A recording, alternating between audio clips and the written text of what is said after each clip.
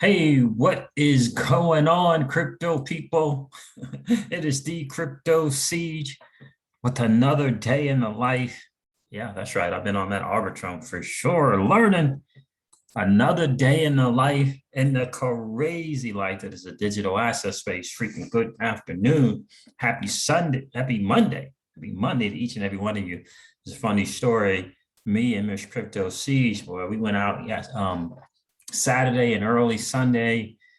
Went food shopping, got some of our favorite libations, right? Got some bubbly, got some wine, got some fruit, some cheese, all in preparation for football Sunday. Yeah, and turns out, well, we were a little early. We were a little early on the football Sunday front. So yeah, so we just ended up hanging out all day yesterday. Just hanging out, watching stuff together. Oh goodness. Yeah, we watched a few movies and stuff. Yeah, we were certainly planning on football Sunday, but apparently that doesn't start until this Thursday. And well, the NFL season doesn't start apparently until 3 days from now on Thursday. So yeah, we got that all screwed up. But in any case, guys, listen, I'm going to do most of this video today and sharing some news from that dude, Michael at Val5Links on Twitter. Just a great source for information. He just does a great job of sharing with the community. So guys, listen, this is a little bit of VC backer as well. Just a wee teeny bit from that dude, the preeminent premier, that dude for the XRP community when it comes to the Ripple XRP chart, as he likes to call it. So guys, listen, this is your XRP Ripple daily news in around 0 to 10 minutes. So let's do it. So a recent New York Times report stated that crypto's move into banking has caused a stir in Washington. I know I shared this with you guys a couple of days ago, but I do think it's important to understand why this is. Regulators are reportedly scrambling to catch up with the crypto market, which features lending and yield accounts, and if I don't know, if you're not in a position to get that with your assets, I don't know. Feels like lending and yield beats tax deferment. Feels like it, right? It's a funny thing when we talk cash out and exit strategy, right? We always say in this channel, we're not talking about going into the dirty, nasty fiat, right? We're talking about going into stable coins, right? Going in now, some people say, well, that's still taxable. Yeah, sure is. It is still taxable. I was watching Grant Cardone earlier today, and it's about getting the earned income down. What are you doing to get the earned income down? Well, some say, well, isn't that tax deferred gets to earn income down? I would humbly submit to you, and maybe it is. I would humbly submit to you, if you're not in a position, right, to invest in your business, that's the way to get the earned income down. That's the way. That is the way. Because look, if I got 10 XRP, I want 20. And I don't want to have to take my dirty, nasty fiat to go from 10 to 20. You have to decide for yourself if that's what you want to do. If you got 10 XRP, do you want to take your dirty, nasty fiat and get to 20? Or do you want to do a combination of the both? Put your 10 XRP in a place where you can get to 20 without having to use your dirty, nasty fiat. We have to all make our choices. For us in the crypto siege's home, it is without question, yield is the future. Cash flow is the future. What good is the asset if I can't build cash flow from it? I got to be able to build cash flow from it and still be able to hold the asset and still be able to pass the asset on to future generations. Now, do we all want asset appreciation? Absolutely. Are there strategies around it? Absolutely. If I in this market cycle rid myself of 60 to 70% of my XRP into stable coins And I only have 30 to 35% left now for asset appreciation for decades to come. The question is, what did I do with that 60 to 7%? How has that changed my life? What has that done? How many millies is that going to mint? Right? And then you take the millies. I always just tell people, I heard BitBiy Crypto say this the other day, and you know we say this on the channel all the time, right? BitBiy Crypto was talking about his exit strategy, and he talked about, you know, having a Bitcoin, selling a Bitcoin, putting that money into stable, and when the market does what the market does, go get yourself 5 Bitcoin. It's the same philosophy and mindset that we talk about when we talk about XRP. It's the same thing. The difference is when you have 1 Bitcoin, you use your own personal, dirty, nasty fiat to get that one. When you get your XRP, you use your own dirty, nasty fiat to get your 1, your 10, your 100, your 1,000 XRP.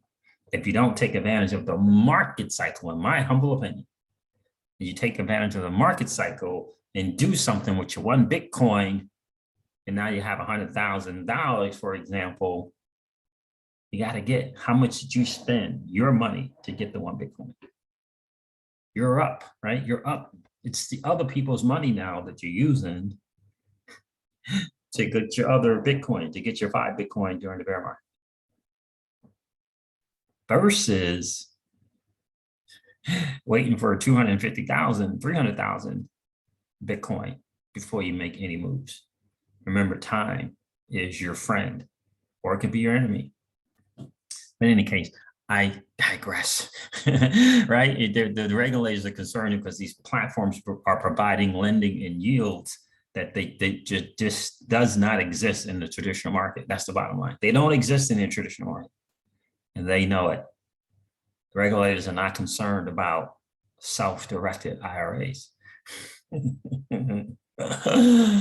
Oh, goodness. But in any case, you know, the threat is in the market, right? The threat is in the, you know, this DeFi and this decentralized finance capturing all the market share in the traditional space, right? That is the challenge. And hey, Celsius, long time ago, said we can give yield. Why aren't the banks giving yield? We can provide yield. They start this whole DeFi thing, by the way. Celsius Network started the whole DeFi thing, by the way. Just in case you didn't know, shout out to Celsius, Alex Mashinsky and the team, 1 million users, over 20 billion in assets under management. All right, so interesting article coming out of here from Crypto Potato. The Belgian digital parking startup Seety allowed customers for the application to pay for parking sessions in Antwerp and Brussels with Bitcoin, Bitcoin Cash, Ethereum, Dogecoin.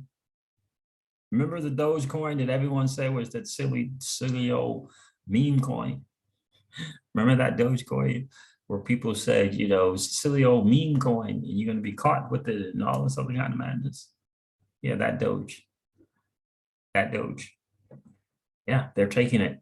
They're taking it as form of payment. It's about network adoption. It's not about when you and I think about the technology or the project. It's about network adoption. That's the bottom line, as Raoul Pal would say. So the Ripple attorneys seem to almost guarantee that the Bitcoin, Ether, and XRP documents that the SEC refuses to turn over will be absolutely exculpatory and potentially end the case. Now, I know I covered this a few days ago as well on the channel. It's as if the Ripple defense team knows something that the public doesn't. Look, I do think that there's a reason why Ripple brought in two or three new attorneys whose expertise, if you will, is in settling. I think there's a reason for that. And you know, we said it on the channel. Look, there is no way that the SEC is going to let the public know about what they're doing. No, zero, nada, not happening. They're playing their hand as best as they can, but they will not put up a fight where they, in that fight, have to publicly share information. In my humble opinion, nope, nada, not happening. Look, we put up the fight. We put up a good fight. Public, you want stuff to be made public. Yeah. Can we get to the settlement table? Where is that settlement table? They're not going to make that stuff public, guys. They're just not going to do it. Yeah. Will they let something? Will they let the Honorable Judge Netburn look at something? Sure. She's not going to share it publicly. But they are not. They're not going to let that stuff get become public. Made no way, zero chance, nada, it ain't happening. So if that means, if they see some down the road some chance of having to make something public, they're going to stop short of that, and that's going to be some form of settlement. Just it only makes sense, and Ripple already understands that there's going to be some fine. They do understand that. The big challenge is Mr. Gensler going to get his notch in the belt buckle as in terms of the largest settlement in history from the SEC in terms of fines? Is he going to get that or not?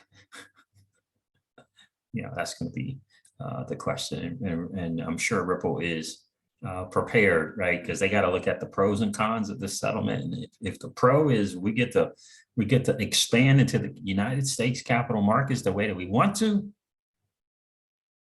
right? Surely their investors already know the pros and cons, ins and outs, right? The shareholders, right? So if the settlement is near, it's because Ripple has weighed the pros and cons and they look to move forward. Right, that's my kind of 2 cents on that. Now, shout out again to Michael at about 5 Legs for sharing. He says, now with XRP back above $1.20, the market seems to be eyeing higher levels of $1.35. Yeah, we hit that, followed by $2.44, and eventually a bounce above $6.39. So we all are looking forward to that. We said on this channel, time and time again, I think I had something from CryptoBull as well I want to share. Our plan is a $9 to $13 XRP. Our second plan is a $20 to $26 XRP. Which one happens? Which one takes place? We don't, one or both, we don't know. But that is the plan. That is our plan. Sticking with it, I'm going with my guys, BC Backer, DIY investing, high altitude investing in terms of the $9 to $13 XRP. That's what I'm planning. We'll see what happens. Yeah, and so we'll know when the time's right, whether it be December, January, February, if the $9 to $13 is not going to happen, and then we will adjust accordingly. But the plan is $9 to $13, and then a $20 to $26 XRP. There was something else that I wanted to share with you guys. Where's CryptoBull?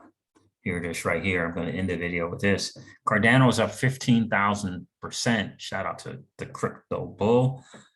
Cardano is up 15,000 cents from its bottom. 15,000%.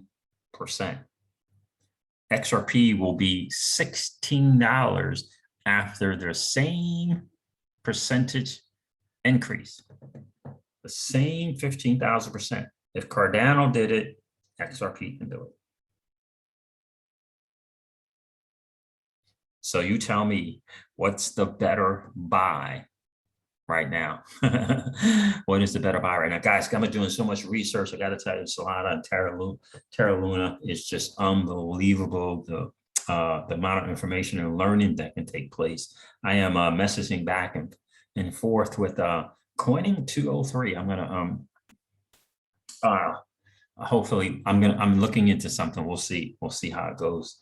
I saw a tweet that he put out earlier, so I'm messaging back and forth. But to just decide whether or not I'm going to make that move, I'll turn you guys onto that in the near future. But just don't sleep on Terra, don't sleep on Solana. Look into the ecosystems. DeepILlama.com. Go from there. Check out the ecosystems. You'll learn a ton there. All right, guys. Listen, I'm going to end this video like I do all of my videos, and remind you guys of this: old money doesn't want you to win.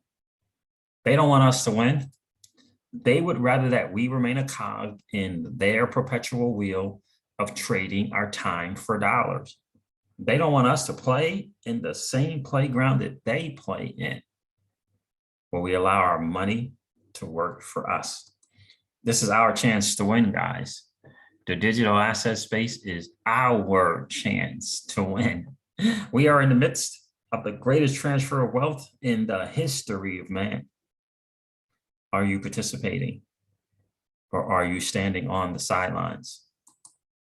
Here's what I do know, that the battle for you has already been fought, and the victory is yours. Go get it. I'll talk to you soon, guys. See ya. Bye.